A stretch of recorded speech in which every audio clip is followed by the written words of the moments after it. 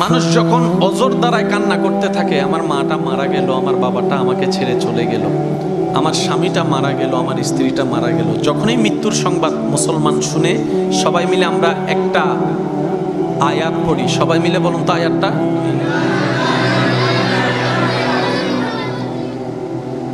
এতগুলো আয়াত থাকতে আল্লাহ আমাদেরকে এটা কেন পড়তে দিলেন? এই একটা আয়াতের ভিতরে সমস্ত প্রশ্নের উত্তর এক জায়গায় আল্লাহ রেখে দিয়েছেন। একটু মনোযোগ চাচ্ছি। স্বামীর মৃত্যুতে স্ত্রী পড়ে ইন্না লিল্লাহি ওয়া ইন্না ইলাইহি রাজিউন। স্ত্রীর মৃত্যুর খবর শুনে স্বামী পড়ে ইন্না লিল্লাহি ওয়া ইন্না ইলাইহি রাজিউন। একই কথা সন্তানের মৃত্যুতে মা বাবার মুখে, মা বাবার মৃত্যুর খবরে সন্তানের মুখে কথা বলেন, ঠিক কিনা?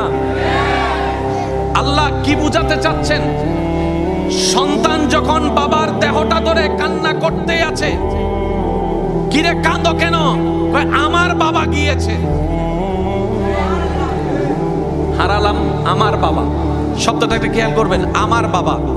রব বলে যে এটা তো তোর নয়, তো আল্লাহ এটা কার? বলে যে এটা আমি আল্লাহর বান্দা।